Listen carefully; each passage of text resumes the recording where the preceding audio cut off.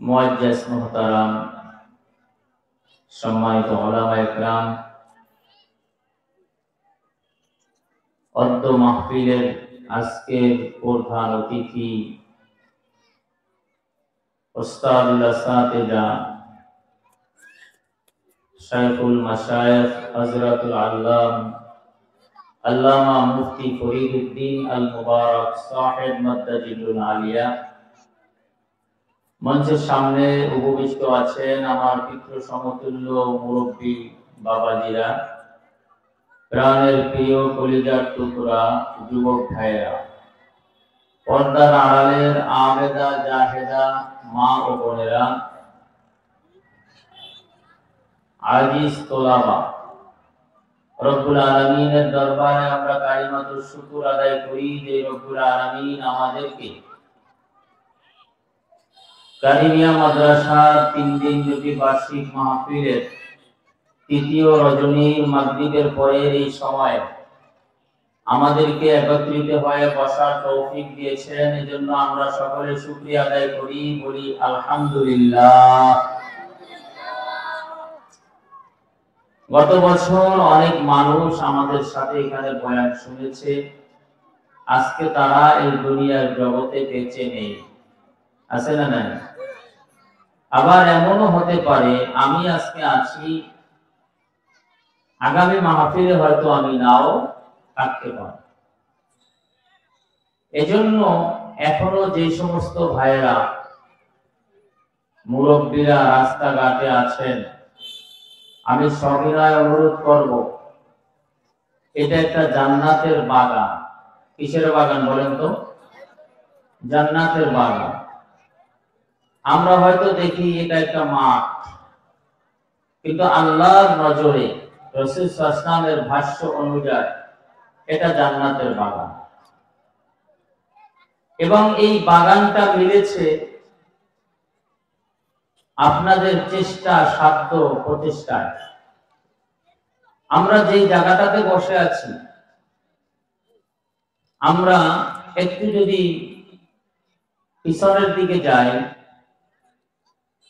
আজ থেকে 10 বছর 12 বছর আগে এই জায়গাটা ছিল পুকুর, ছিল না?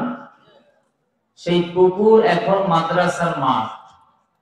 আসলে এটা মাদ্রাসার মাঠ নয়, এটা জান্নাতের বাগান। কথা ঠিক কিনা?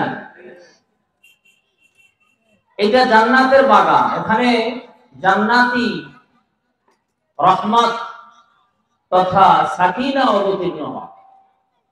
নবী সাল্লাল্লাহু আলাইহি ওয়াসাল্লাম বলেছেন, ওয়া নাযালাত আলাইহিমুস সাকিনা, যারা হালকা মিলিয়ে ওয়াজ মাহফিলে বসে যায়, জিকিরের উদ্দেশ্যে বসে যায়, আল্লাহ পাক তাদের উপরে মুষলধারায় বৃষ্টির মতো সাকিনা বর্ষণ করে। এজন্য আমরা এখানে বসতে করে খুশি না বেজা? যারা এখনো বসি নাই, আমরা বসে পড়ি।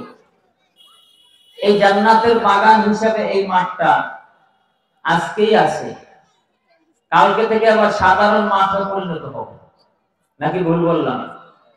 এজন্য এটাকে কদর করা দরকার, দাম দেওয়া দরকার, যে এটা আর কালকে থাকবে না, আজকে শেষ। অন্তত অল্প সময়ের জন্য হলেও আমরা রাস্তাঘাটে আড্ডা না দিয়ে আমরা ময়দানে এসে উপস্থিত হয়ে যাই। আমি সুনির্দিষ্ট একটা বিষয়ের উপরে আপনাদেরকে কিছু কথা বলার চেষ্টা করব, যদি আল্লাহ পাক রব্বুল আলামিন আমাকে তৌফিক দান করেন। কারণ তৌফিক ছাড়া বাহুবলে কেউ পৃথিবীতে কিছুই করতে পারে না। আল্লামা শেখ সাদি বলেন, ইসাআদাত বাজুরে বাজুনিস, তানা বখশাদ খোদায়ে বখশেন্দা। এই সৌভাগ্য যে আমি এখানে আসতে পারলাম, মাগরিবের নামাজ জামাতে পড়তে পারলাম, মাহফিলে শরীক হলাম, এইটা কারো বাহুবলে হয় নাই, যতক্ষণ না আল্লাহ পাক রব্বুল আলামিন আমার দিকে দয়ার দৃষ্টি না দিছে। এজন্য আল্লাহর দয়া হইছে, আমি এখানে আসতে পারছি। কথা ঠিক না? ঠিক। এজন্য নির্দিষ্ট একটা বিষয়ের উপর আমি আপনাদের কিছু কথা বলবো, খুব লক্ষ্য করে শুনবেন। আমি প্রথমে আল্লাহর কাছে দোয়া করি কথাগুলো যেন আমার এবং আপনাদের সকলের জীবন চলার জন্য পাথেয় হয়, এবং এটাও দোয়া করি আমাদের আজকে আরো দুইজন মেহমান আছেন, আমাদের যিনি প্রধান অতিথি, দেশ বরণ্য আলেমে দ্বীন, সারা বাংলাদেশের মধ্যে যে সমস্ত ওলামায়ে কেরামকে আপনি এক নাম্বার কাতারে গুনবেন, যেদিক থেকে যান, ইলমের দিক থেকে বলেন, আমলের দিক থেকে বলেন, এক নম্বর কাতারে আল্লাহ আমাদের খুশ নসিব করেছেন যে হুজুর আমাদের মাঝে এসে অনেক আগেই উপস্থিত হয়েছেন। আমাদের এখানে 11:30টায় এসেছেন হুজুর, আলহামদুলিল্লাহ বলেন। তো আমরা যারা এখনো এদিক সেদিক আছি, আমরা ইনশাআল্লাহ প্রস্তুতি নিয়ে নেই, আমাদের প্রধান মেহমান আসলে আমাদের যেন আর ময়দানে বসতে দেরি না। কিয়ামতের দিবস একটা আছে, এটা কি আপনাদের জানা আছে? বলেন তো, কিয়ামতের দিবস আছে না, যেটাকে আমরা কিয়ামত বলি, ইয়াউমে হাসর বলি, বিচারের দিন বলি, নাকি না? কোরআনের ভাষায় একটা বলা হয়েছে ইয়াউমুদ্দিন, আমরা সূরা ফাতিহায় পড়ে থাকি মালিকি ইয়াউমিদ্দিন, রব্বুল আলামিন ইয়াউমিদ্দিন এর মালিক, অর্থাৎ কিয়ামতের দিন, হিসাব কিতাবের দিন এবং হাসরের দিনের মালিক কে? ধরে বলেন, আল্লাহ। সেই রব্বুল আলামিনের সামনে দাঁড়িয়ে আমাকে হিসাব দিতে হবে, কি করেছি কি করিনি, কি করেছি কি করিনি, কি করেছি কি ছেড়ে দিয়েছি, এটা আল্লাহ আমার থেকে পাই টু পাই হিসাব দিবেন। সেই হিসাবের মুহূর্তে কেউ কারো আপন হবে না। ইয়াউমা ইয়াফিরুল মারউ মিন আখিহি ওয়া উম্মিহি ওয়া আবিহি ওয়া সাহিবাতিহি ওয়া বানিহি। কিয়ামতের এমন এক মুহূর্ত, যেই মুহূর্তের মধ্যে তার ভাই ভাইকে ভুলে যাবে, ভাই ভাইকে জিজ্ঞেস করবে না। ভাই যদি বলে, ভাই তুমি আমার ভাই, আমি তোমার ভাই, আমি বিপদে পড়ে গেছি, আমাকে উদ্ধার করে নিয়ে যাও, এক ভাই আর এক ভাইয়ের পরিচয় দিবে না, বলবে দুনিয়াতে আমার কোনো ভাই ছিল না, আমার কেউই ছিল না, আমি বলে আমি ছিলাম, আমার চিন্তায় আমি অস্থির, আমার চিন্তায় আমি অস্থির। সন্তান মায়ের কাছে যাবে, মা বলবে না আমার কোনো সন্তান ছিল না, আমার জীবনে বিবাহ হয় না, আমার সন্তান আসবে কোত্থেকে? স্বামী স্ত্রীর কাছে যাবে, স্ত্রী স্বামীর কাছে যাবে, কেউ কাউকে পরিচয় দিবে না। ওই মুহূর্তে আপনার আমাকে সুপারিশের জন্য আল্লাহ রাব্বুল আলামিন কিছু সংখ্যক মানুষকে নির্ধারণ করবেন। আল্লাহ পাক রব্বুল আলামিন সুপারিশের জন্য এই কোরআনকে অনুমতি দিয়ে দিবেন। কোরআন কি করবেন? আল কোরআনু শাফিউন, কোরআন সুপারিশকারী। কোরআন কি করবে? অতএব কোরআনের সাথে লাগতে হবে, কোরআনের সাথে সম্পর্ক জুড়তে হবে। কোরআনের সাথে যদি আমার সম্পর্ক না থাকে, তাহলে পরকালে কিন্তু আমার ভয়াবহ পরিস্থিতি হওয়ার সম্ভাবনা আছে। এই জগতে যাদের কোরআনের সাথে সম্পৃক্ততা থাকবেন, কাল কিয়ামতের ময়দানে কোরআন তারা যদি জাহান্নামের আসামিও হয়, কোরআন তাদেরকে জাহান্নাম থেকে উদ্ধার করবেন, আল্লাহর কাছে সুপারিশ করবেন।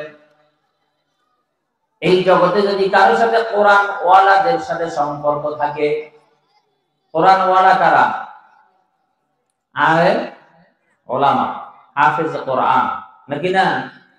আলেম ওলামা হাফেজ কোরআন, তাদের সাথে যদি সম্পর্ক থাকে, তাহলেই তারাও কিয়ামতের ময়দানে আপনার আমার জন্য সুপারিশ করবেন। দুনিয়ায় মোহাব্বত করব তো আলেমের সাথে করব, ভালোবাসা করব তো আলেমের সাথে করব, সম্পর্ক করব তো আলেমের সাথে করব। সম্পর্ক হবে তো নিঃস্বার্থে হবে, একমাত্র আল্লাহর জন্য হবে। পয়গম্বর আলাইহিস সালাতু ওয়াস সালাম বলেন, মান আহাব্বা লিল্লাহ ওয়া আবগাদা লিল্লাহ, যে ব্যক্তি কাউকে ভালোবাসলো আল্লাহর জন্য, কাউকে ভালোবাসলো আল্লাহর জন্য, কাউকে আবার শত্রু বানাইলো, কাউকে দেখতে পায় না, পছন্দ করে না, তো সেটাও কার জন্য? কাউকে কিছু দিল তো আল্লাহর জন্য, কাউকে কিছু দিল না তো আল্লাহর জন্য দিল না। তার মানে আল্লাহ দিতে নিষেধ করেছেন। হিন্দুদের পূজার মধ্যে টাকা দেওয়া যাবে না, সে আল্লাহ নিষেধ করছেন, এজন্য হিন্দুদের পূজা মণ্ডপে আমরা টাকা দেই না।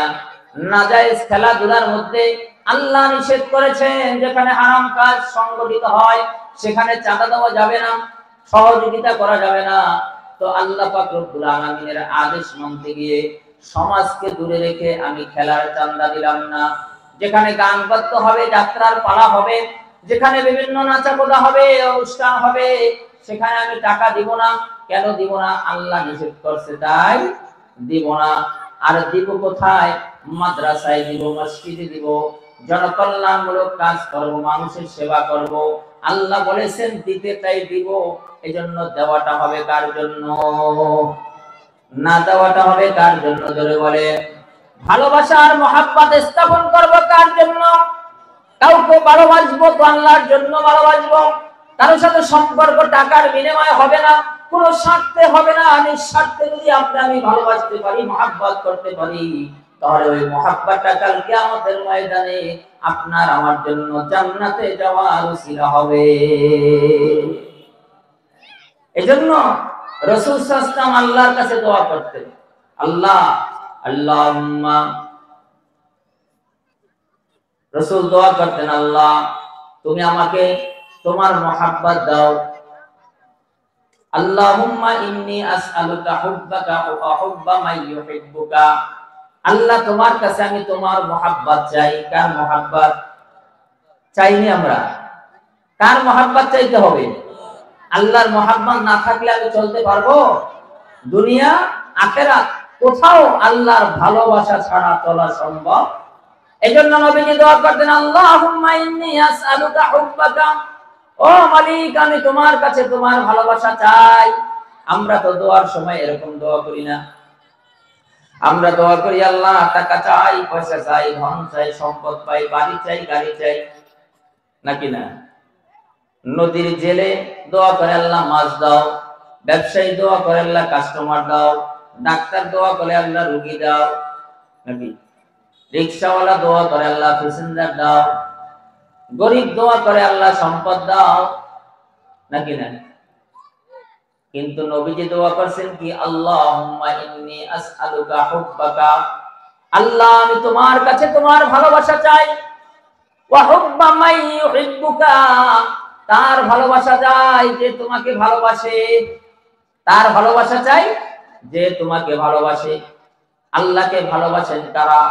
আল্লাহকে কে ভালোবাসেন? আল্লাহকে ভালোবাসেন উলামায়ে কেরাম।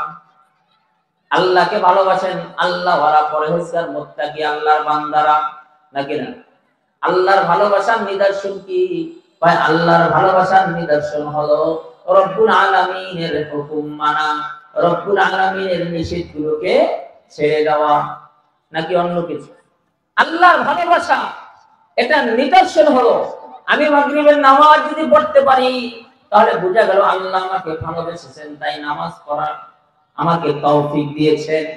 যদি এশা পড়তে পারি, বুঝতে হবে আল্লাহ আমাকে ভালোবেসেছেন, তাই এশার নামাজ পড়ার মতো তৌফিক আমাকে আল্লাহ দিয়েছেন। যদি কোরআনে কারীমের তেলাওয়াত আমার দ্বারা হয়, তাহলে বুঝতে হবে আল্লাহ আমাকে ভালোবেসেছেন। এতে কোনো সন্দেহ নাই, এতে কোনো সন্দেহ নাই। রব্বে কারীম আমাকে ভালোবাসেন, তাই তার ঘরে আমাকে আসতে দিয়েছেন। রব্বে কারীম আমাকে ভালোবেসেছেন, তাই তার সাথে কথা বলার মতো সুযোগ আল্লাহ আমাকে দিয়েছেন। কোরআনে কারীমের তেলাওয়াত মানে আল্লাহর সাথে কথা বলা। ধরে বলেন কি? কোরআনের তেলাওয়াত কার সাথে কথা বলা? আমি যদি কোরআনে কারীমের তেলাওয়াত করতে পারি, বুঝতে হবে কার সাথে কথা বলেছি। কোরআন কার কথা? কোরআন এমন এক কিতাব যেটা কালামুল্লাহ। কার কালাম? কোরআন এমন এক কিতাব যেটা কিতাবুল্লাহ, আল্লাহর কিতাব। আর যত 103 খানা কিতাব বা সহিফা আছে এগুলো কালামুল্লাহ নয়, এগুলো শুধুই মাত্র কিতাবুল্লাহ, শুধুই মাত্র আল্লাহর কিতাব। আর কোরআনে মাজিদ কালামুল্লাহ ও কিতাবুল্লাহ, নাকি না? কালামুল্লাহ এবং কিতাবুল্লাহ, আল্লাহর কালাম, সরাসরি আল্লাহর কথাই কোরআনে কারীম। কিয়ামতে আল্লাহ এই কোরআনের তেলাওয়াত বান্দাকে নিজে করে করে শোনাবেন। সুবহানাল্লাহ। আসছে হাদিসে জান্নাতীদেরকে আল্লাহ কোরআনের তেলাওয়াত শোনাবেন, নবীজি শোনাবেন, হযরতে দাউদ আলাইহিস সালাম শোনাবেন। কত মজা হবে না তখন? এজন্য আল্লাহর ভালোবাসার নিদর্শন কি? অনেক নিদর্শন আছে। এর মধ্যে একটা নিদর্শন আমি বললাম, আল্লাহর হুকুম যদি আমি পালন করতে পারি তাহলে বুঝতে হবে আল্লাহ আমাকে ভালোবেসেছেন। কে ভালোবেসেছেন জোরে বলেন। ওয়াজের ময়দানে এসে বসছি, বুঝতে হবে আল্লাহ আমাকে ভালোবাসছেন, তাই তার ময়দানে এনেছেন, নাকি না? আল্লাহ যদি ভালো না বাসতে এখানে আসতে পারতাম না। আল্লাহর ভালোবাসার নিদর্শন বহুত আছে। আজকে যত নাফরমান আছে পৃথিবীর জমিনে, হিন্দু, বৌদ্ধ, খ্রিস্টান, ইহুদ, নাসারা, 24টা ঘন্টা আল্লাহ আল্লাহর রাসূলের দ্বীন ইসলামের বিরোধিতা করে। আল্লাহ কখনো তাদেরকে না খাওয়ায়া রাখে নাই। রাখছে? বলছে যে খ্রিস্টান, ইহুদ, নাসারা আমাকে মানে না, আমার কোরআনের ব্যাপারে ষড়যন্ত্র করে, তো আমি আল্লাহ তাদেরকে না খাওয়ায়া মারবো। এরকম কোন ইতিহাস আছে? বরং আল্লাহ দয়াবান, আল্লাহ প্রত্যেকটা বান্দাকে এতটা মহাব্বত করে, এতটা ভালোবাসে, পৃথিবীর কেউ কাউকে ভালোবাসে না। অর্থাৎ আল্লাহ বান্দাকে বড় আদর করে বানাইছেন, বড় ভালোবাসা বানাইছেন। এজন্য আল্লাহর সাথে বান্দার সাথে দিলের এক কালেকশন আছে। আল্লাহর বান্দার মাঝে একটা দিলের এমন সম্পর্ক, কোন বান্দা যদি বিপদে পড়ে যায় রব্বুল আলামিনের কুদরত সাথে সাথে সেখানে উপস্থিত হয়ে যায়। যায় কি যায় না? এজন্য হযরত আলী রাদিয়াল্লাহু তাআলা আনহু বলেন যে আমার যখন মনে চায় যে আমি আল্লাহর সাথে কথা বলবো। কার সাথে? আপনাদের মনে চায়? কার কার চায় হাত উঠে দেখাই। আল্লাহ কবুল করে ভাত নামা। আমরা সবাই চাই কার সাথে কথা বলবো। তো শুনেন হযরত আলী কি বলেন। হযরত আলী বলেন আমার যখন মনে চায় আমি আল্লাহর সাথে কথা বলবো, অমনি আমি কোরআনে কারীমের তেলাওয়াত করি। কোরআনে কারীমের তেলাওয়াত মানে কার সাথে কথা বলা? যখন আপনি বলবেন আলহামদুলিল্লাহি রাব্বিল আলামিন, আল্লাহ রাব্বুল আলামিন, তখন ডেকে ডেকে বলেন দেখো দেখো ফেরেশতারা দেখো, হামিদানি আব্দি, আমার বান্দা আমার প্রশংসা করেছে। যখন বলে আর রহমানির রহিম, তখন আল্লাহ ডেকে বলে দেখো আমার বান্দা আমার মাসনা সানা করতেছে। মালিকি ইয়াউমিদ্দিন, মালিকি ইয়াউমিদ্দিন, যখন বান্দা বলে তখন আল্লাহ বলেন মাজ্জাদা আলাইয়া আব্দি, আমার বান্দা আমার বড়ত্ব বর্ণনা করেছে। বুঝেন না কথা? হযরত আলী বলেন আমি যখন কোরআনে কারীমের তেলাওয়াত করি আমার সাথে অনুভব হয়, আমার কাছে মনে হয় যেন আমি কার সাথে কথা বলতেছি। হযরত আলী এবার ভিন্নভাবে বলেন আবার যখন মনে চায় আল্লাহ আমার সাথে কথা বলুক। সুবহানাল্লাহ। কে কথা বলবে? আমি যদি কোরআন পড়ি তো মনে হয় আমি আল্লাহর সাথে কথা বলি। আর যখন মনে চায় যে আল্লাহ আমার সাথে কথা বলুক, হযরত আলী বলেন তখন আমি নামাজে দাঁড়ায়া যাই। তুমসা কোই হামদম কোই দম সাজ नहीं है, बाती तू है हरदम मगर आवाज नहीं है, बाती तू है हरदम मगर आवाज नहीं है।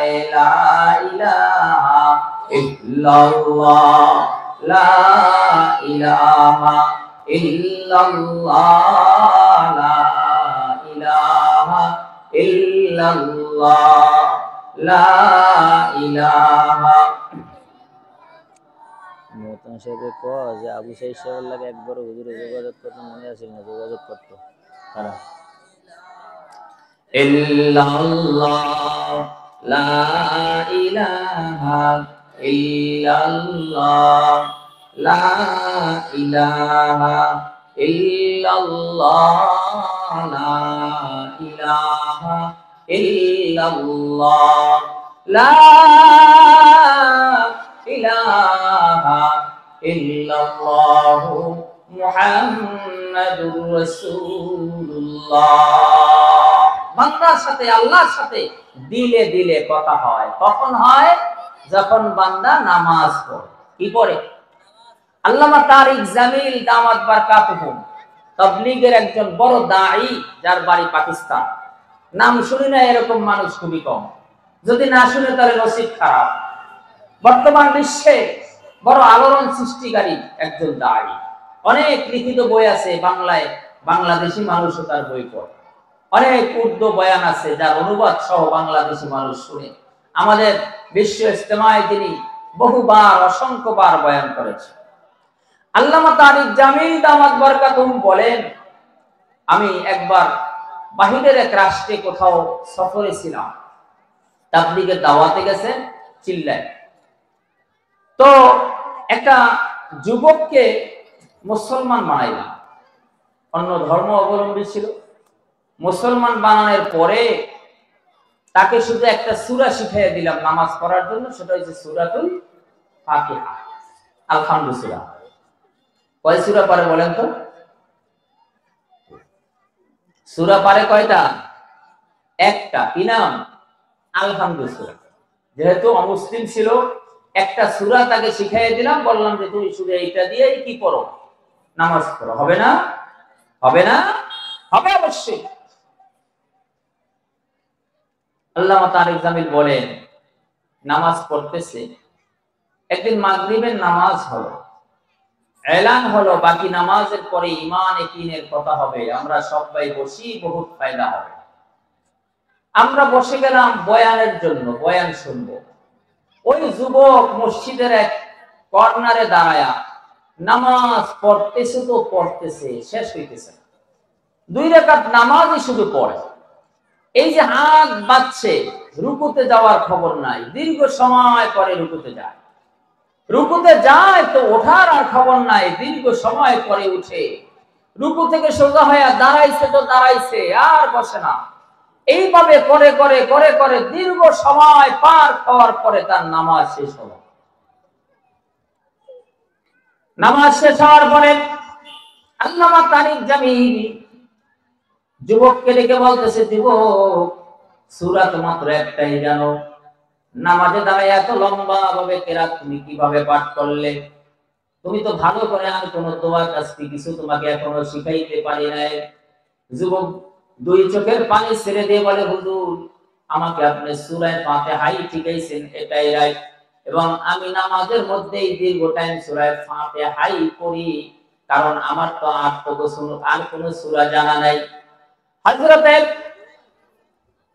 তারিক জামিল বলতেছে, ফাতিহা সূরায় এত লম্বা টাইম কেন লাগে? যুবক বলতেছে, হুজুর, আমার একটা জীবন কেটে গেছে, আমি কাফের ছিলাম, আমি আল্লাহকে কখনো চিনি নাই, আল্লাহর সামনে কখনো দাঁড়ানোর তৌফিক হয় নাই, আল্লাহর সামনে কখনো মাথা নত করার তৌফিক হয় নাই, আল্লাহর সামনে আমার সিজদা দেওয়ার মতো সুযোগ হয় নাই। ও হুজুর, আল্লাহর সামনে আমি যখন দাঁড়াইলাম, তাকবীর দিয়ে যখন সানা পড়তেছি, সুবহানাকা আল্লাহুম্মা ওয়া বিহামদিকা ওয়া তাবারাকা ইসমুকা ওয়া তাআলা জাদ্দুকা ওয়া লা ইলাহা গায়রুক, এইটা পড়ি আর মনের মধ্যে একটা চিন্তা আসে, আমার এই কথাটা আমার রব গ্রহণ করলো কি করলো না?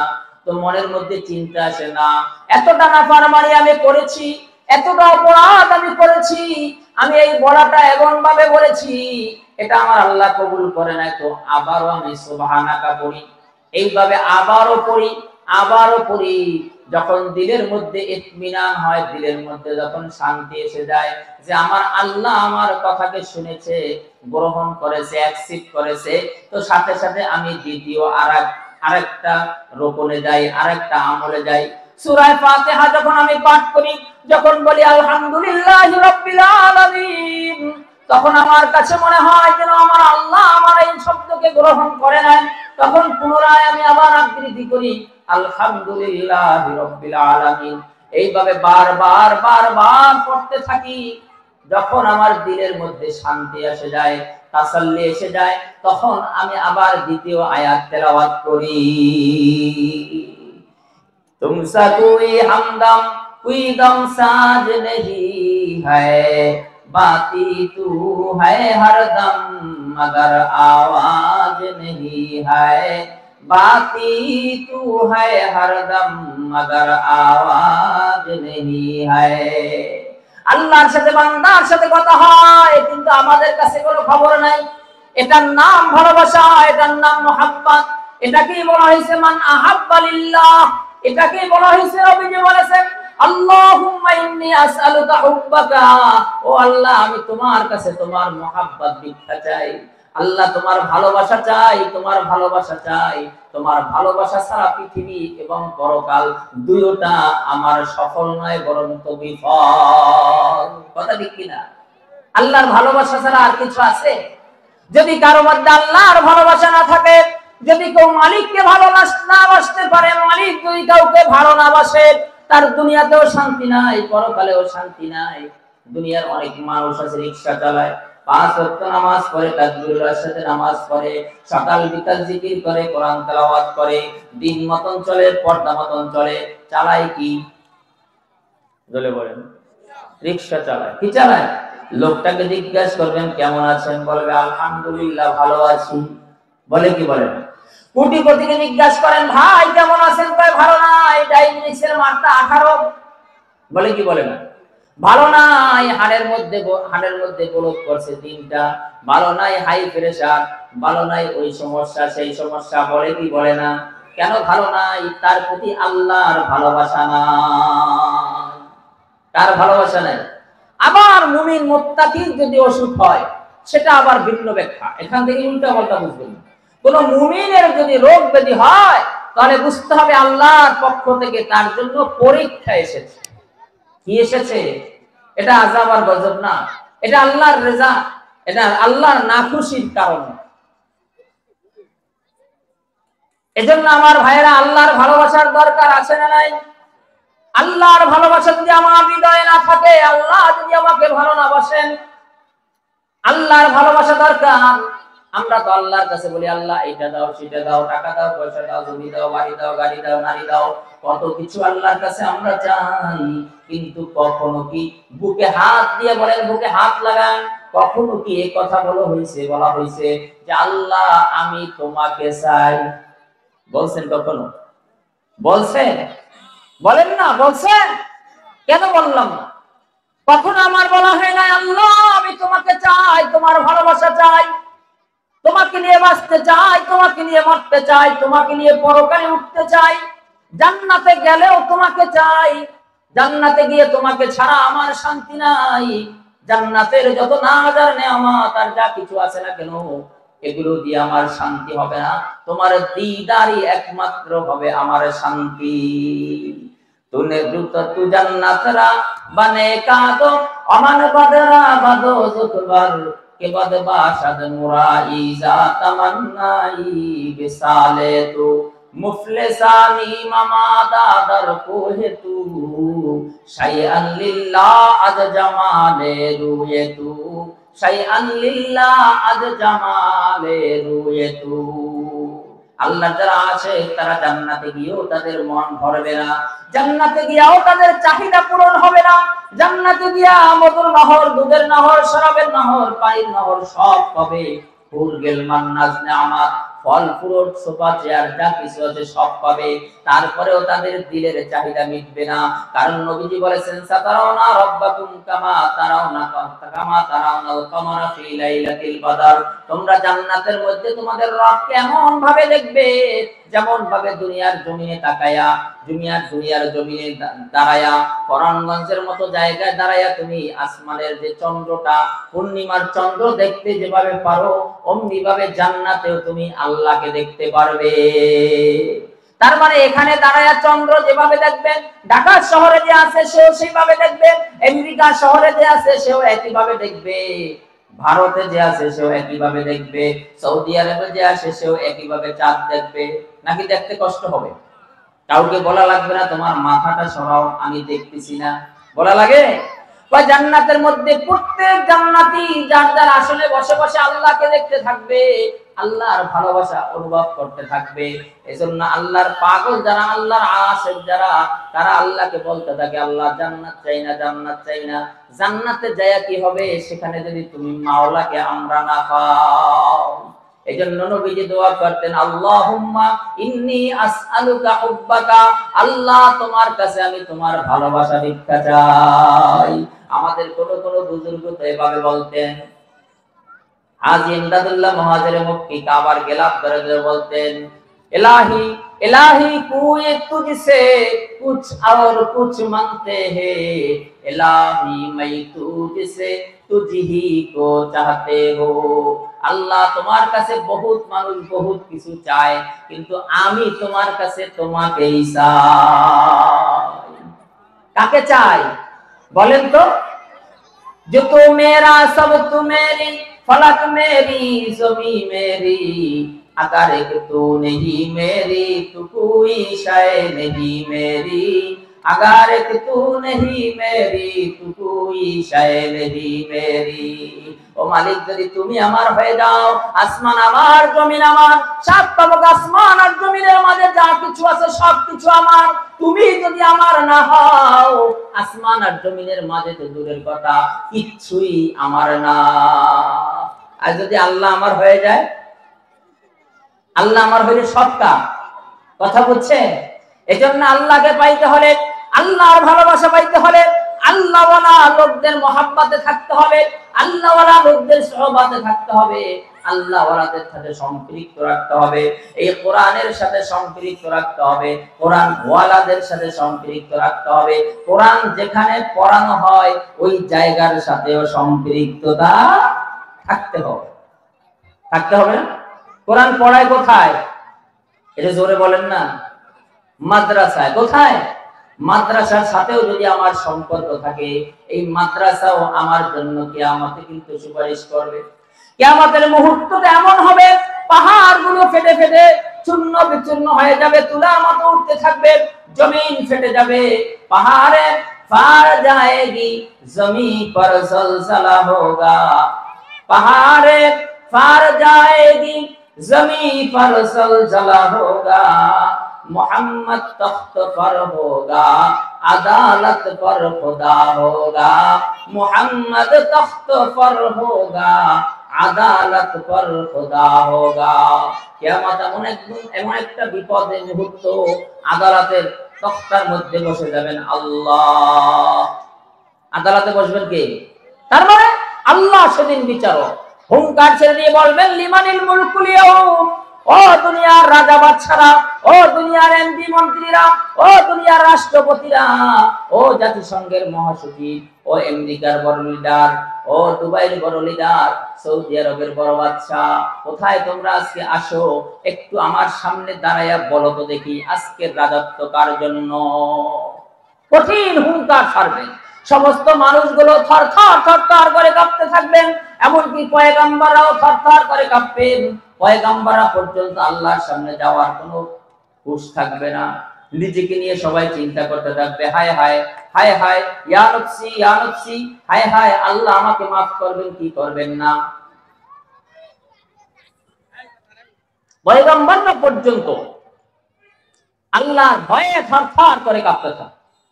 শুধু একমাত্র আপনার আমার পয়গম্বর মুহাম্মদ রাসূলুল্লাহ সাল্লাল্লাহু আলাইহি ওয়াসাল্লাম একটা শব্দ মুখ থেকে উচ্চারিত হবে, তিনি বলতে থাকবেন, ইয়া রাব্বি হাবলি উম্মতি, ইয়া রাব্বি হাবলি উম্মতি। একজন মানুষ শুধু উম্মতের জন্য পেরেশান থাকে। এই মুহূর্তে আল্লাহ পাক রব্বুল আলামিনের পয়গম্বর মাকামে মাহমুদে সিজদায় পড়ে যাবেন, আল্লাহর কাছে সুপারিশ শুরু করবেন।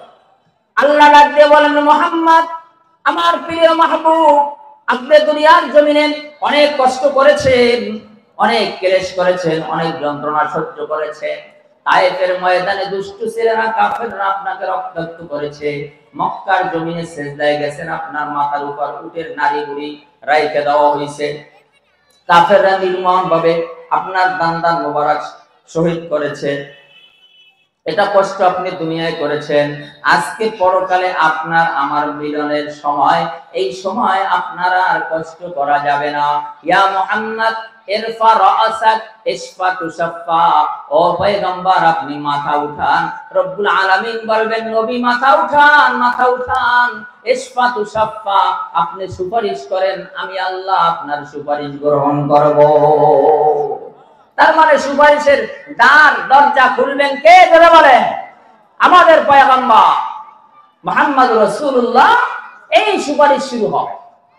এই সুপারিশ যখন শুরু হবে, এক হাদিসের মধ্যে আসছে ইয়াশফাউ ইয়াউমাল কিয়ামাতি সালাস, কিয়ামতের ময়দানে তিন ব্যক্তি আল্লাহর কাছে সুপারিশ করবেন।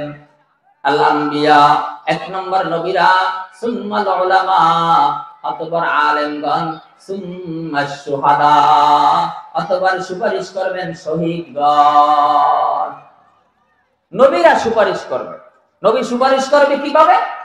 আমি আপনি যারাই এখন দুনিয়াতে বেঁচে আছি, আপনার আমার আমলগুলো কিন্তু নবীকে দেখানো হইতেছে। সম্ভব না? সম্ভব? কথা বলে না। এগুলো তো বুঝান এখনকার যুগে কোনো ব্যাপার না। এই এক মোবাইলের মাধ্যমে পৃথিবীর যে কোনো জায়গা থেকে সবকিছু মুহূর্তের মধ্যে সারা বিশ্বে পৌঁছে যায় কি যায় না? এগুলো বানানোর মেধা কে দিয়েছে? তো সেই আল্লাহ আমার আমলকে নবীকে দেখাইতে পারবে না? ফিট করা আছে, সব সেক্টর ভিত্তিক আল্লাহ পাক সব ফিট করে দিয়েছে। আল্লাহ দেখতে থাকবেন। বাংলাদেশের ভোলা জেলার ভোলা সদর পূর্ব ইরশা ইউনিয়নের কারিমিয়া মাদ্রাসার সামনে মাহফিল হচ্ছে। তার কোন কোন উম্মাত এখানে মাহফিলে বয়ান শুনতেছে, এইটা নবীকে দেখানো হইতেছে। কোন উম্মত কখন দুরূদ শরীফ পাঠ করে, এই দুরূদের হাদিয়া ফেরেশতারা নবীর কাছে ওই ব্যক্তির ছবি সহ ফটো সহ নিয়ে দেখায়া দেয়। আল্লাহ, ইয়া রাসূলুল্লাহ, ইয়া হাবিবাল্লাহ, আপনার অমুক উম্মত অমুক জায়গা থেকে এই দুরূদ পাঠাইছে। নবী দুরূদ যখন পায়, বান্দার আমল যখন সুন্দর পায়, তখন নবীজি খুশি হয়ে যায়। নবী এভাবে চিনে রাখবে, এভাবে সুপারিশ করে। আলেমরা সুপারিশ করবেন, আলেমরা, কারণ আলেম ওলামা যারা আছেন তাদেরকে আল্লাহ স্পেশাল পাওয়ার দিবেন। পাওয়ার কেন দিবেন? কারণ তারা আল্লাহ পাকের পয়গম্বরের ওয়ারিস। কার ওয়ারিস? আলেমরা কাদের ওয়ারিস? নবীদের ওয়ারিস।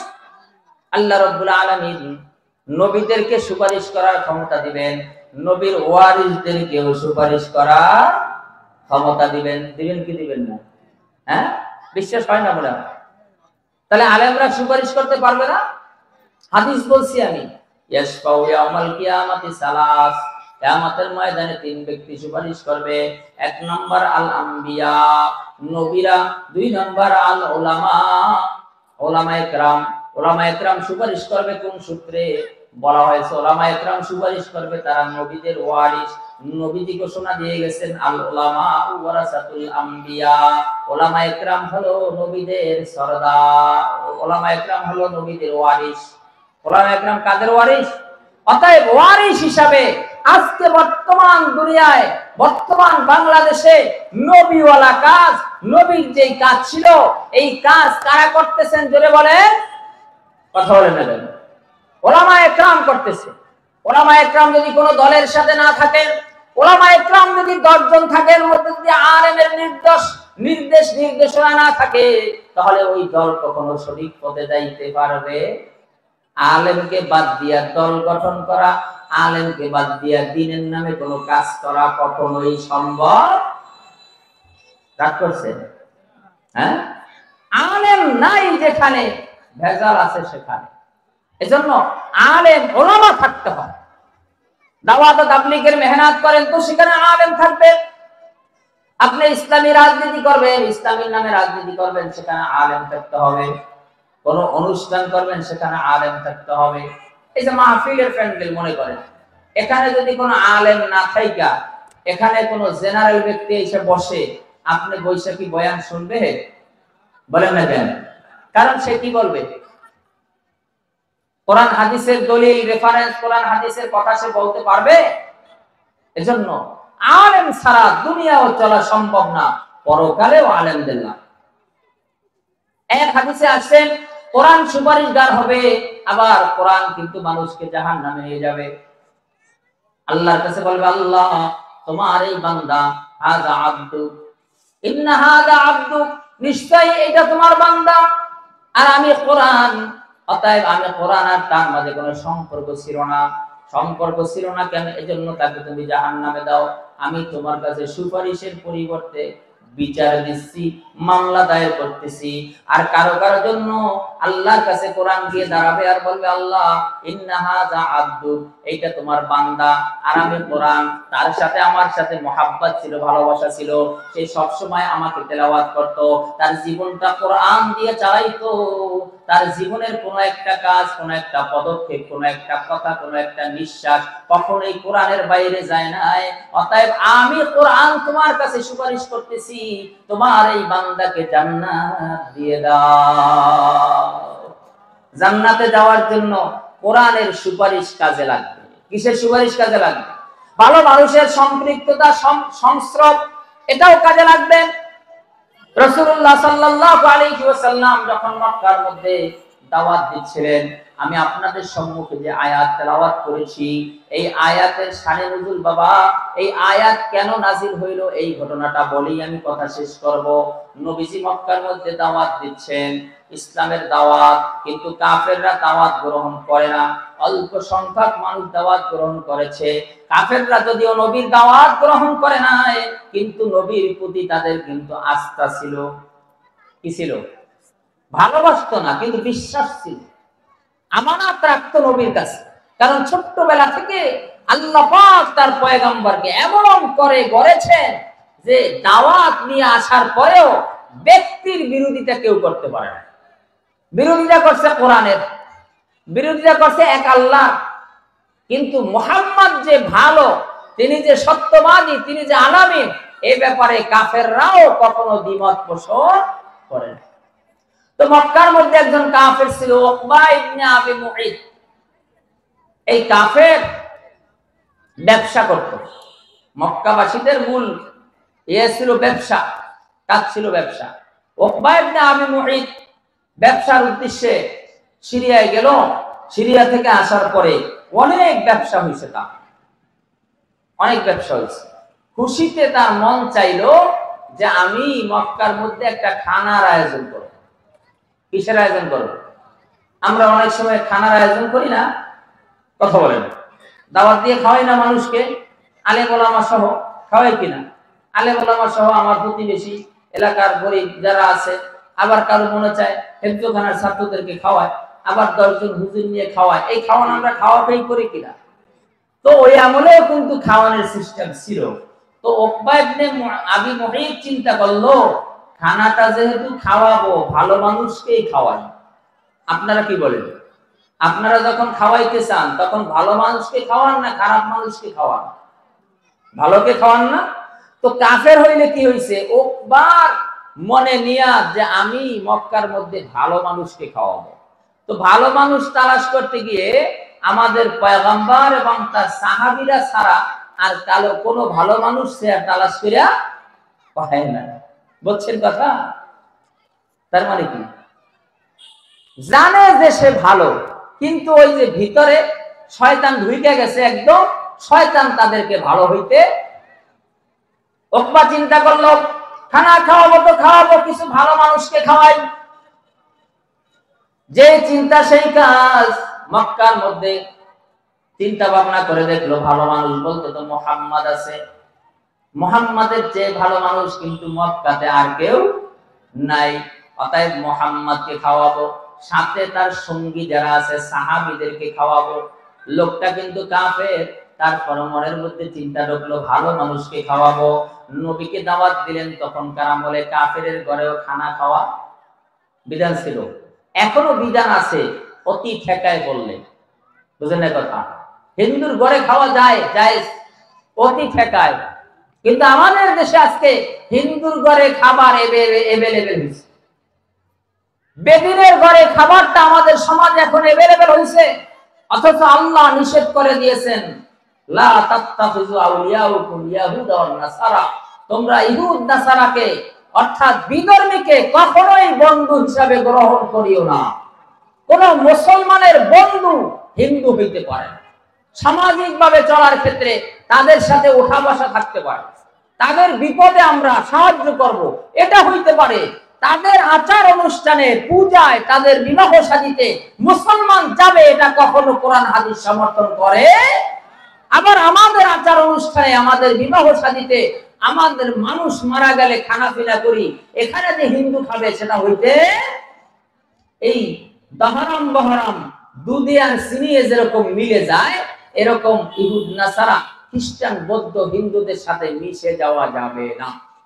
কারণ একটা কথা আজকে শুনেন, অনেকে বলবেন যে হুজুর তাহলে হিন্দুকে কি গলা টিপে মাঝে ফেলাবো নাই? না, আপনি একটা কথা জানেন, কোরআনে আছে যে মুসলমানদের বেলায় যত ইহুদ নাসারা খ্রিস্টান অর্থাৎ যত কাফের আছে, কুল্লু মিল্লাতুন ওয়াহিদ, সব একটা গুরু।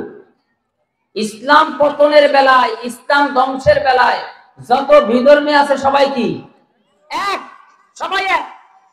আপনি দেখেন না বর্তমান বাংলাদেশ সহ সারা বিশ্বের অবস্থা কি? ফিলিস্তিন, যেই ফিলিস্তিন মুসলমানদের, সেই ফিলিস্তিনের জমিনে আজকে ইসরায়েল যে নির্মম ভাবে হত্যাযজ্ঞ ঘটিয়েছে, কোন দেশ থেকে কোন প্রতিবাদ এসেছে? মুসলমানদের দেশ থেকে প্রতিবাদ দেয়, কিন্তু মুসলমান তো মরা। যারা মানবাধিকারের ধোঁয়া উড়ায়, সেই জাতিসংঘ মানবাধিকারের পক্ষ থেকে আজ পর্যন্ত ইসরায়েলে এত মানুষ মেরেছে, ফিলিস্তিনে কোনো ভূমিকা তারা রাখে না। রেখেছে বলেন? রাখে না। এজন্য ইহুদ নাসারা, হিন্দু বৌদ্ধ খ্রিস্টান মুসলমানের কখনো বন্ধু হইতে পারে না। মুসলমান মুসলমানের বন্ধু, ইমানদার ইমানদারের বন্ধু। নবীজি ইসলামের শুরুর জামানায় কাফেরদের ঘরে খানা খাইতেন। নবীজির ইচ্ছা ছিল খানার ফাঁকে ফাঁকে তিনি দাওয়াত দিয়ে দিতেন। ঠিক উকবা ইবনে আবি মুইত যখন নবীকে দাওয়াত দিলেন খানা খাওয়ার জন্য, উকবা ইবনে আবি মুইতের দাওয়াত নবীজি কবুল করলেন।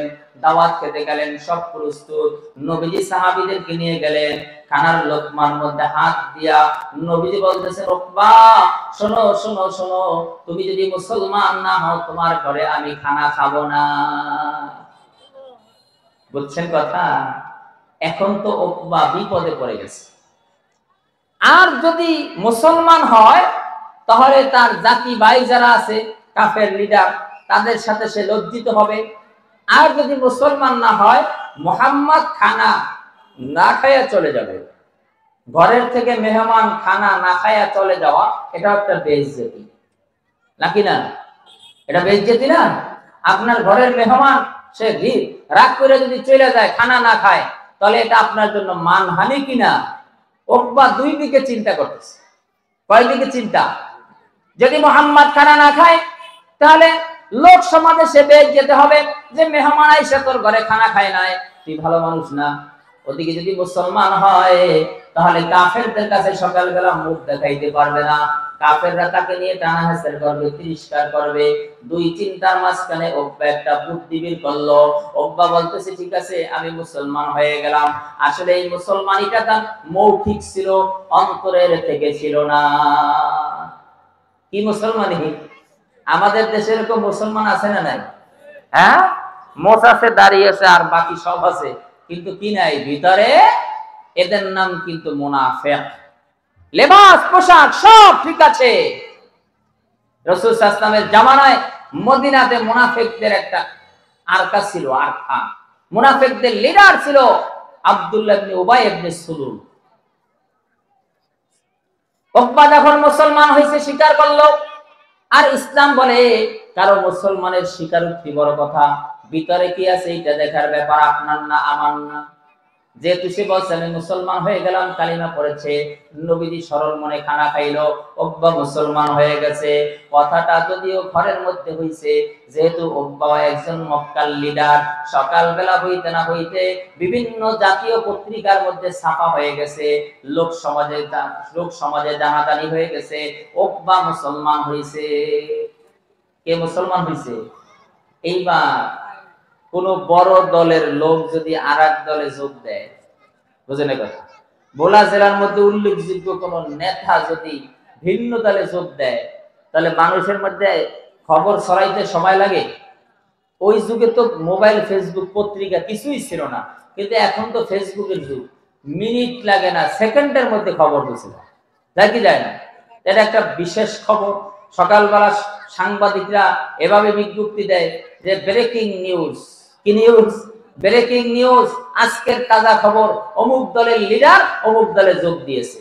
তো মক্কার মধ্যে খবর পৌঁছেছে, ব্রেকিং নিউজ, উকবা মুসলমান হয়েছে। হেডলাইন, উকবা কি হয়েছে? এই খবর যখন মক্কার মধ্যে বিভিন্ন জনের কাছে পৌঁছে গেল, আবু জাহেল সহ উকবার আরেকজন বন্ধু ছিল, সে তাকে ডাক দিল, ডেকে বলল, বন্ধু, কামটা কিন্তু ঠিক করো নাই। তুই আমার বন্ধু ছিলি, এখন আর তুই কিন্তু আমার বন্ধু থাকলি না। তুই যেহেতু মুসলমান হয়েছিস, এখন কিন্তু তুই মুহাম্মাদের কাছে যা। তোর সাথে আমার সাথে আজ থেকে আর কোনো সম্পর্ক দেখেন। বন্ধুত্ব কাটা গেছে, এক বন্ধুত্ব কাটা গেছে এরকম নয়, বরঞ্চ তার কপাল পুড়ে গেছে। সে যখন ধমক দিল, রাগ দিল, বন্ধুত্ব কাটা গেল এরকম করলো, তখন উকবা বিপদে পড়ে গেল। উকবা চিন্তা করলো কি করা যায়। উকবা অমনি বলে ফেললো, দোস্ত, আসলে কালকের আমার মুসলমান হওয়াটা বাস্তবে ছিল না, অবাস্তব। এটা আমি মুখে মুখে বলেছি, ভিতরে আমি মুসলমান। কয়টার প্রমাণ দেওয়া লাগবে? কি দেওয়া লাগবে? প্রমাণ। কি প্রমাণ? তুই মুহাম্মাদের সামনে গিয়ে নাউজুবিল্লাহ তার মুখের মধ্যে থুতু নিক্ষেপ করতে হবে। বন্ধুর মোহাব্বত কত দেখে, বলতেছে হ্যাঁ আমি এটা করব। উকবা রাসূল সাল্লাল্লাহু আলাইহি ওয়াসাল্লামকে এক জায়গা দেখা কাছে গেল। নবীজি তো মনে করছে উকবা মুসলমান, মুসলমান ভাইবা তাকে বন্ধু ভাইবা একদম কাছে আনছে, নবীর সাথে কথা বলতেছে, নবীও কথা বলতেছে। কপাল পোড়ার মধ্যে ভিতরে যে এই চিন্তা ভাবনা, এটা আমার দয়াল নবী জানে না। হঠাৎ কইরা উকবা কথা বলে বলে, আপনার আমার পয়গম্বরের চেহারার মধ্যে থুতু নিক্ষেপ কইরা দিল। আল্লাহ নবী সাল্লাল্লাহু আলাইহি ওয়াসাল্লাম জনসম্মুখে বেইজ্জতি হলেন। নবীজির দিলটা ভেঙে চূর্ণচার হয়ে গেল। নবীজির দুই চোখ থেকে দরদর করে পানি বের হলো। বলতেছে, উকবা, কালকে তো তুমি মুসলমান হইছিলা, আজকে আমার গায়ে কেন থুতু নিক্ষেপ করছো? রব্বুল আলামিনের আরশ পর্যন্ত কেঁপে গেছে। আল্লাহ পাক রব্বুল আলামিন কোরআনে আয়াত নাজিল করেছেন, সূরার নাম হলো সূরা ফুরকান। সূরা ফুরকানের 67 নম্বর আয়াতের মধ্যে রব্বুল আলামিন বলেন, ইয়াউমা ইয়া'আদু যালিমু আলা ইয়াদাইহি ইয়াকুলু ইয়া লাইতানি ইত্তাখাযতু মা'আর রাসূলি সাবিলা। কিয়ামতের ময়দানে এই উকবা মার্কা মুসলমান যারা আছে, নাই এখন উকবা মার্কা মুসলমান নাই?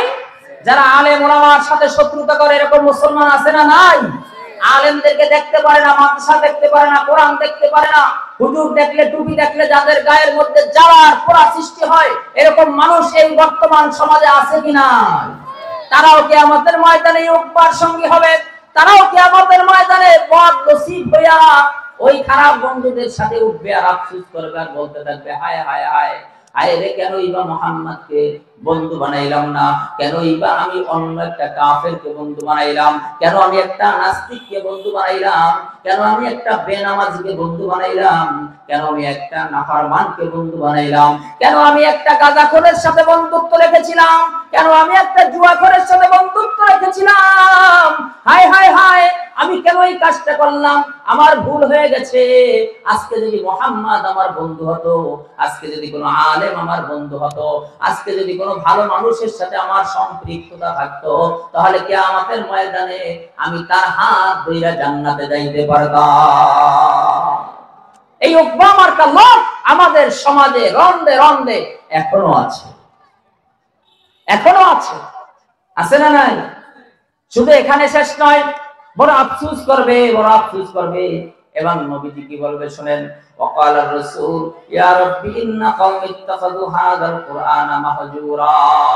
ও আমার রব, নবীজি বলবেন, কে বলবেন?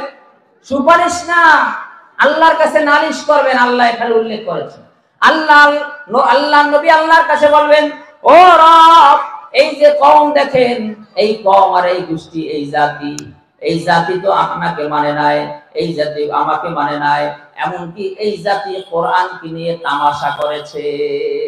কোরআন নিয়ে তামাশা করে না? কোরআনের বিধান নিয়ে তামাশা করে না? কোরআন বলেছে এক পুরুষ 4 বিবাহ করতে পারবে যদি সব মিলিয়ে তার তৌফিক হয়। তসলিমা নাসরিন বলে এক পুরুষ যদি 4 বিয়ে করতে পারে, এক নারীও 4 স্বামী রাখতে পারবে। বলে না? মনে নাই আপনাদের? নাস্তিক মার্কা সেই তাসলিমা নাসরিনের দোসর এখনো বাংলাদেশে আছে না নাই? কোরআন নিয়ে ঠাট্টা করেছেন। হুমায়ুন আজাদ বলেন আর কবির চৌধুরী বলেন এই সমস্ত নাস্তিকরা আযান নিয়ে তামাশা করছে। অথচ আমার আল্লাহ বলেন ওমান আহসানু কাওলাম মিম্মান দাআ ইলাল্লাহি ওয়া আমিলা সালিহান ওয়া ক্বালা ইন্নানি মুসলিমিন। ও দুনিয়ার মানুষ, শুনে রাখো, যে মানুষকে আল্লাহর পথে ডাকে তার চেয়ে উত্তম কথা আর কার হতে পারে? আল্লাহর পথে যে ডাকে, মুয়াজ্জিন সাহেবকে আযান দেয়, কোন দিকে ডাকে? হাইয়া আলাস সালাহ, আসো আসো আসো নামাজের দিকে আসো। হাইয়া আলাল ফালাহ, আসো আসো কামিয়াবির দিকে আসো, সফলতার দিকে আসো। কে ডাকে জোরে বলেন? মুয়াজ্জিন ডাকে। এটা তো মুয়াজ্জিনের ডাক নয়, এটা স্বয়ং আল্লাহ পাক রব্বুল আলামিনের ডাক। কার ডাক? নবীজি কিয়ামতের ময়দানে দাঁড়াবেন, কোরআন কিয়ামতের ময়দানে দাঁড়াবেন। কিছু কিছু মানুষের পক্ষে সুপারিশ করবে আর কিছু কিছু মানুষের বিপক্ষে দাঁড়াবে। নবীজি উকবা ইবনে আবি মুইত মার্কা যত মুসলমান নামধারী লোক পৃথিবীতে ছিল তাদের জন্য কিয়ামতে দাঁড়ায় বলবেন, ইয়া রাব্বি ইন্না কওমি ইত্তাখাযু হাযাল কুরআনা মাহজুরা। হে আমার রব, এই যে কওম আর জাতি আর গোষ্ঠীকে দেখতেছেন, এরা কোরআনকে তামসা বানাইছে। কোরআনকে কি বানাইছে? তামসা বানায় না? হ্যাঁ, তো কোরআন রাখ। এই 1400 বছর আগের কোরআন এখন চলে? বলে কি বলে না? কথা বলেন না, কা বলে না? বলে। এরকম মানুষ এখনো পর্যন্ত পৃথিবীর জমিনে দিকে আছে। এজন্য কোরআনের সাথে যদি সুসম্পর্ক না থাকে তাহলে কিন্তু আমাদের পরকালে মুসিবত আছে, পরকালে কিন্তু অনেক ভয় আছে। পরকাল এত সহজ নয়, বড় কঠিন এক পাড়ি জমাতে হয়। ইয়াউমা ইয়াফিরুল মারউ মিন আখি ওয়া উম্মিহি ওয়া আবিহি ওয়া সাহিবাতিহি ওয়া বানি। কিয়ামতের ময়দানে মা সন্তানকে পরিচয় দিবে না। আজকে দুনিয়ার মধ্যে মা সন্তানের জন্য পাগল পারা হয়ে যায়। সন্তানের রোগ হলে মা সন্তানকে বাঁচানোর জন্য নিজের জীবন দিয়ে দেয়। দেয় কি দেয়? কথা বলেন, দেয় কি দেয় না? দেয়। কিন্তু কিয়ামতের ময়দানে কোন সন্তান যদি তার মায়ের কাছে গিয়ে বলে, মা একটা নেকের জন্য আটকে গেছি, তুমি আমাকে একটা নেক দিলে তোমার সন্তানটা জান্নাতে যাইতে পারে, মা পরিষ্কার ভাষায়, দায়িত্বহীন ভাষায় বলে দিবে, না না, আমার দুনিয়াতে কোনো বিবাহই হয় নাই, আমার দুনিয়ার মধ্যে কোনো স্বামী ছিল না, আমার দুনিয়ার মধ্যে কোনো সন্তান ছিল না, আমার দুনিয়াতে কোনো ছেলে ছিল না, মেয়ে ছিল না, আমি আমার চিন্তায় আমি ব্যস্ত। নবী নিজের চিন্তা, মা নিজের চিন্তায় নিজে ব্যস্ত থাকবে। ঠিক বাবাও একই অবস্থা, ভাই একই অবস্থা, বোন একই অবস্থা, স্ত্রী একই অবস্থা। কেউ কারো পরিচয় দিবে না, কেউ সেদিন কারো হাত ধরবে না। সেদিন যদি আল্লাহ চাহে তো উলামায়ে কেরাম, এই মাদ্রাসা ওয়ালারা, কোরআন ওয়ালারা আপনার হাত দুটো ধরে জান্নাতে নিয়ে যাবেন ইনশাআল্লাহ, নিয়ে যাবেন ইনশাআল্লাহ। কোরআন বলে, হাদিস বলে, কোরআন এটাই বলে, হাদিস এটাই বলে। ইয়াশফাউ ইয়াউমাল কিয়ামাতি সালাস, 3 ব্যক্তি সুপারিশ করবে, আল আম্বিয়া নবী, সুম্মাল উলামা এরপর উলামায়ে কেরাম, সুম্মা শুহাদা এরপর শহীদরা। কোরআনের সুপারিশ দরকার আছে না নাই? কাদের দরকার আছে? হাত উঠে দেখাই। আলেম ওলামার সুপারিশ দরকার আছে না নাই? হাত নামা। তাহলে আলেম ওলামাদের সাথে সম্পর্ক থাকবে কেমন? সুসম্পর্ক না কুসম্পর্ক, হ্যাঁ, সুসম্পর্ক থাকবে না।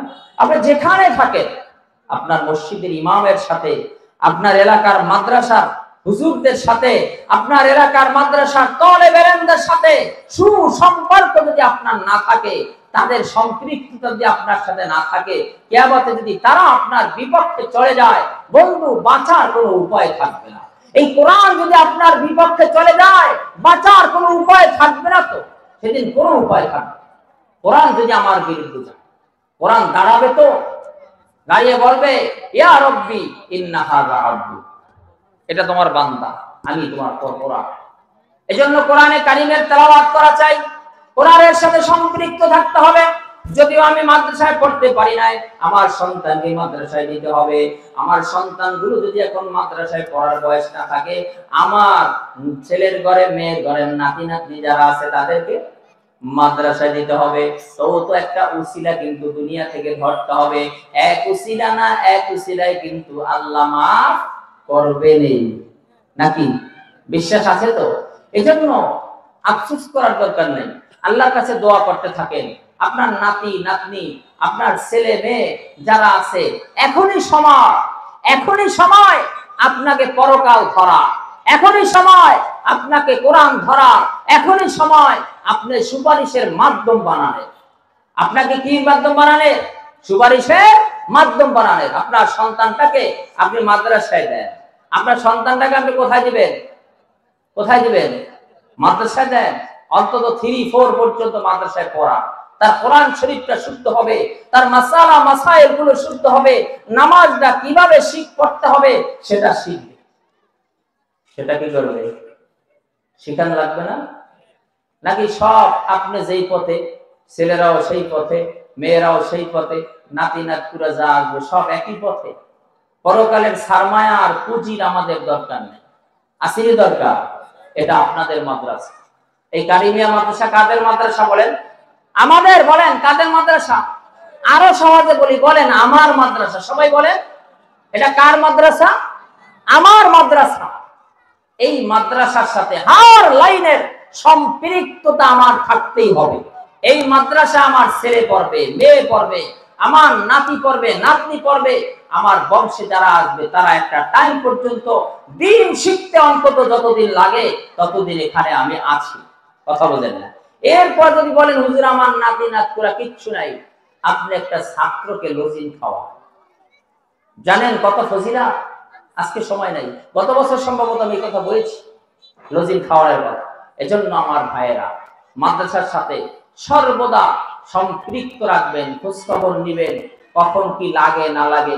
আপনাদের এই প্রতিষ্ঠান আল্লাহর মেহেরবানি দিনে দিনে অনেক দূর এগিয়ে যাচ্ছে।